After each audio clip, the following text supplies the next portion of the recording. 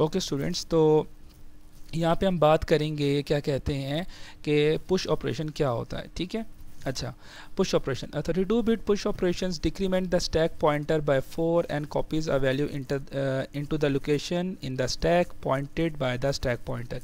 अच्छा, अब बात ये हो रही है कि जब भी हम पुश ऑपरेशन कॉल करते हैं, अभी हम बात कर रहे हैं 32 बिट की, तो यहाँ पे होता क्या है कि जो स्टैक पॉइंटर है वो जो है डिक्रीमेंट करता है बाय 4। ठीक है, अच्छा, अगर हम बात करेंगे 32 की तो वो डिक्रीमेंट करेगा 4 पे। ठीक है, आगे भी वैसे बात आ रही है कि मैं आपको भी बता देता हूँ। अगर हम बात कर रहे होंगे 16 की तो वो डिक्रीमेंट होगा 2 पे। ठीक है, और अगर हम बात कर रहे होंगे 8 पे तो वो डिक्रीमेंट होगा 1 पे। ठीक है जी, ये मैं आपको भी आगे चल के बात बताता हूँ। ठीक है, यहाँ पे चले मैं आपको ये बता देता हूँ। देखिए F8 है, अब 8 में हम कितना प्लस करेंगे, हमारे पास C बनेगा, तो 8 9 सॉरी हाँ 8 9 A B C। तो देख रहे हैं इसमें जो गैप है हमारे पास वो 4 का है। ठीक है, तो यही वाली बात हो रही थी कि अगर हमारे पास 32 बिट का है तो हमारे पास ये जो गैप है इनके दरमियान 4 का होगा। अगर हमारे पास 16 बिट का है तो इनके दरमियान जो गैप है हमारे पास वो होगा इसका 2 का होगा। ठीक है, तो यहाँ पे जो है अभी बात हो रही है 32 की, तो होगा ये कि जब भी हम पुश कॉल करेंगे, आपने बात याद रखनी है कि जब भी पुश कॉल करेंगे तो उसे सबसे पहले क्या होगा, डिक्रीमेंट होगा किसके अंदर, स्टैक पॉइंटर के अंदर, कितने का, 4 का। और जो भी वैल्यू हमने क्या की है, पुश की है, वो जो है नेक्स्ट वैल्यू के अंदर जो है हमारी जो मेमोरी वैल्यू है, जो मेमोरी का लोकेशन है वहाँ पे जाके सेव हो जाएगी। ठीक है, अभी मैं आपको एग्जांपल दिखा भी देता हूँ। This figure shows the effect of pushing this on a stack that already contains 1 value. तो ये जो आपको ऊपर नज़र आ रही है ये वही पिछली क्या कहते हैं स्लाइड वाली है, पिक्चर है, फिगर है। तो इसमें हमारे पास यहाँ पे जो है ESP पॉइंट कर रहा है। अब जैसे ही मैंने इसके अंदर 0000 A5 को ऐड किया, ठीक है, तो देखिए हमारा जो पॉइंटर था ESP वो 4 जो है डिक्रीमेंट हुआ है। डिक्रीमेंट होने के बाद जो है उसने इस मेमोरी लोकेशन पर आके हमारी ये वाली जो वैल्यू थी उसको ऐड कर दिया। ठीक हो गया। अच्छा, notice that the ESP register always point two the last item push on the stack. ये अभी लास्ट बात हुई थी कि आप लोगों ने याद रखना है हमेशा कि जो ESP है वो हमेशा लास्ट जो भी वैल्यू ऐड हुई है उसको पॉइंट करता है। बेसिकली यही हमारा टॉप ऑफ द स्टैक है। The figure shows the stack ordering opposite to that of the stack of plates we saw earlier. यहाँ पर वो बात ये कर रहा है कि हम लोगों ने जो स्टार्टिंग में मैंने आपको एग्जाम्पल दी थी उसमें जो है मैंने प्लेट्स की बात की थी, और उसमें जो प्लेट्स हमने रखी थी वो हम आ रहे थे फ्रॉम बॉटम टू टॉप जा रहे थे। ठीक है, तो उसमें हम from downwards to upwards move कर रहे थे, लेकिन इस एग्जांपल के अंदर हम अपवर्ड टू डाउनवर्ड मूव कर रहे हैं because the run time stack grows downward in memory. अब रीज़न क्या है कि यहाँ पे ऐसा क्यों मूव कर रहा है, उसकी रीज़न ये है कि रन टाइम के ऊपर जो स्टैक है वो कैसे बढ़ता है, डाउनवर्ड्स इन मेमोरी। ठीक हो गया, from higher addresses to lower addresses. तो उसकी रीज़न ये है, ये आप लोगों ने याद रखनी है बात। ठीक है, अच्छा, बिफोर द पुश ESP जो था, जब हमने पहला पुश नहीं किया था, सबसे पहले स्टार्ट में थे, तो ESP पॉइंट कर रहा था 0001 को पॉइंट कर रहा था। उसके बाद जब हमने पुश किया सबसे A5 को, तो उसके बाद उसने पॉइंट किया FFC को।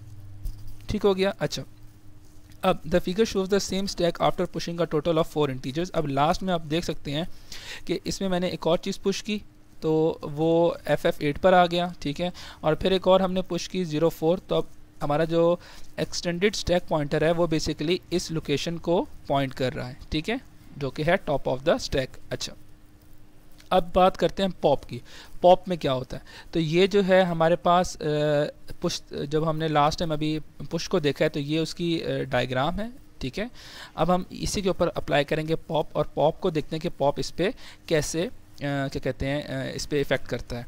अब pop operation removes A value from a stack. ठीक है, पॉप से होता क्या है कि हमारे जो स्टैक के अंदर वैल्यू होती है वो रिमूव हो जाती है।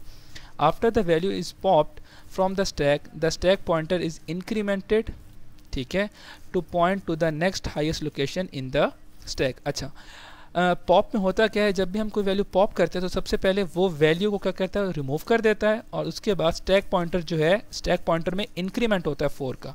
अब यहाँ पे इंक्रीमेंट 4 का क्यों हो रहा है, क्योंकि हम लोग बात कर रहे हैं 32 बिट की। ठीक है, अब आप बात नोट करें, जब हम स्टार्टिंग में थे तो हमारा जो ये एड्रेस है ये हाई है।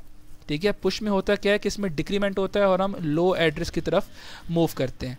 लेकिन पॉप में क्या होता है कि हम हमारा stack pointer top of the stack, हमारा जो ESP था, स्टैक पॉइंटर था, वो टॉप ऑफ द स्टैक था, ठीक है। तो जब हमने रिमूव किया इस चीज़ को 002 को, तो हुआ ये कि उसने इस चीज़ को रिमूव कर दिया और उसने पॉइंट इसमें 4 का इंक्रीमेंट हुआ और वो आ गया इस पॉइंट पे, जिसकी वजह से उसने पॉइंट किया FF8 मेमोरी लोकेशन को। The figure shows the stack before and after the value this, the area of the stack below ESP is logically empty and will be overwritten the next time the current program executes any instruction that pushes a value on the stack। ठीक हो गया। अच्छा, programme में अक्सर जो हम लोग अभी प्रोग्राम करेंगे वहाँ पे होगा ये कि यहाँ की जो वैल्यू होगी ना वो कहीं जाएगी नहीं, सिर्फ हमारा ESP जो है वो यहाँ पे मूव करेगा, ठीक है। असल में जो ESP के बाद वाली चीज़ें होंगी ना उसको हम फिर सपोज करते हैं कि वो सारी एम्प्टी है, लेकिन वो एम्प्टी होती नहीं है। लेकिन होता ये है कि जब हम कोई नई चीज़ को क्या कहते हैं राइट करते हैं, पुश करते हैं, तो वो इसको ओवर राइट कर देते हैं। तो बेसिकली वही काम वही हो जाता है जो हम लोग कह रहे होते हैं, ठीक है। तब आपने याद रखना है कि जब हम पुश करते हैं तो उस टाइम डिक्रीमेंट होता है और जब हम पॉप करते हैं उस टाइम इंक्रीमेंट होता है। और अगर हम 32 की बात कर रहे होंगे तो इसमें इंक्रीमेंट और डिक्रीमेंट 4 का होगा, और अगर हम 16 की बात कर रहे होंगे तो इसमें इंक्रीमेंट और डिक्रीमेंट 2 का होगा, और अगर हम 8 की बात कर रहे होंगे मतलब 8 बिट्स की, तो इसमें इंक्रीमेंट और डिक्रीमेंट 1 का होगा। ठीक हो गया। अच्छा, आगे चलते हैं। स्टैक की एप्लीकेशंस क्या होती हैं, इसकी बहुत ही सेवरल इंपॉर्टेंस यूजेस हैं रन टाइम स्टैक प्रोग्राम के अंदर। A stack makes a convenient temporary save area for registers when they are used for more than one purpose. After they are modified they can be restore to their original values. तो होता ये है कि जैसा कि हम लोगों ने पहले भी प्रोग्राम्स किए थे, तो हमें जोन सी वैल्यू सेव रखनी थी हम उसे स्टैक के अंदर पुश कर देते हैं और एक ख़ास टाइम पे जाकर हम उनकी वैल्यू हमें वापस चाहिए होती है, हम उन्हें पॉप कर लेते हैं और उसकी वैल्यू को यूज़ कर लेते हैं, ठीक है। When the call instruction executes the CPU saves the current subroutine's return address to the stack. तो जैसे हम लोगों ने असेंबली लैंग्वेजेस के अंदर असेंबली लैंग्वेज के अंदर हम लोगों ने फंक्शंस बनाए थे, प्रोसीजर बनाए थे, तो जब हम वहाँ पर कॉल का जो है कीवर्ड यूज़ करते तो उससे होता क्या है, CPU जो है उस टाइम वो जिस इंस्ट्रक्शन पे होता है उसका जो उस टाइम का जो करंट सब रूटीन होती है उस वाले का जो एड्रेस होता है वो क्या करता है, उसको सेव कर लेता है स्टैक के अंदर, ठीक है। व्हेन कॉलिंग अ सब routine you pass input values called arguments by pushing them on the stack. और जब हम कॉल कर रहे थे सब रूटीन को, तो बेसिकली होता क्या है, हम क्या चीज़ पास करते हैं, we pass input values called arguments by pushing them on the stack, ठीक है। अच्छा, the stack provides temporary storage. और बेसिकली जब भी हमें कोई टेम्परेरी स्टोरेज चाहिए होती है तो बेसिकली स्टैक जो है उस चीज़ का काम भी हमें देता है। अच्छा जी, पुश एंड पॉप इंस्ट्रक्शन के ऊपर थोड़ा सा आ जाते हैं। तो जो हमने मतलब अब ये है कि हम जो हमने थ्योरी पढ़ी है उस सबको अब हम वाइंड अप कर रहे हैं। तो हमारे पुश यहाँ पे पुश इंस्ट्रक्शंस हैं और यहाँ पे हमारे पास पॉप इंस्ट्रक्शंस हैं। The push instruction first decrements ESP and then copies a source operand into the stack. तो जैसे मैंने आपको बताया कि ये हमारा स्टैक था, तो जब भी मैं पुश को कॉल करूँगा तो पुश क्या करेगा, अगर मेरा ESP इसको पॉइंट कर रहा है तो सबसे पहले ESP जो है नेक्स्ट को पॉइंट करेगा, उसके बाद जो भी चीज़ को मैंने पुश किया है वो यहाँ पे आके उसे जो है वो कॉपी कर देगा, ठीक हो गया। अच्छा, और अगर हम 16 बिट की ऑपरेंड की बात करेंगे तो ESP जो है वो डिक्रीमेंट होगा 2 का, जैसे कि मैंने आपको अभी बताया। और अगर 32 की बात करेंगे तो 4 का होगा, और अगर हम 8 की बात करेंगे तो 1 का होगा, ठीक है।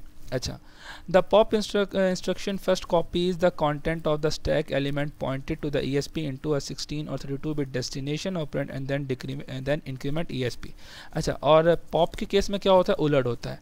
उलट इस तरह होता है कि सपोज़ यहाँ पे कोई वैल्यू पड़ी हुई थी 2 और इस टाइम जो है ESP से पॉइंट कर रहा था, और जैसे हमने पॉप किया तो सबसे पहले इसकी जो वैल्यू है उसको हमें जहाँ भी हमारा जो डेस्टिनेशन होगा सबसे पहले जो है इसको वहाँ पे मूव कर देगा इसकी वैल्यू को, ठीक है। सपोज़ यहाँ पे कोई डेस्टिनेशन थी तो सबसे पहले ये वहाँ पे मूव हो जाएगी, उसके बाद जो है ESP अब नेक्स्ट वाले को पॉइंट करेगा, ठीक है। तो ये एज आ हम लोग कहेंगे कि ये जो है हमारा एम्प्टी हो गया या फिर हमारा ये लूज़ हो चुका है। If the operand is 16 bit, अगर हम 16 बिट की बात करेंगे तो इंक्रीमेंट 2 का होगा, और अगर हम किसकी बात करेंगे 32 बिट की बात करेंगे तो जो इंक्रीमेंट होगा वो होगा हमारा 4 का, ठीक है।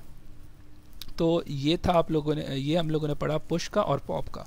तो आप लोगों ने हमेशा याद रखना है पुश के टाइम जो है हमारे पास डिक्रीमेंट हो रहा है और पॉप के टाइम हमारे पास इंक्रीमेंट हो रहा है। ठीक हो गया? ठीक है स्टूडेंट्स, तो इंशाल्लाह नेक्स्ट क्लिप के अंदर हम जो है अपने टास्क को परफॉर्म करते हैं। तो मिलते हैं नेक्स्ट क्लिप के अंदर।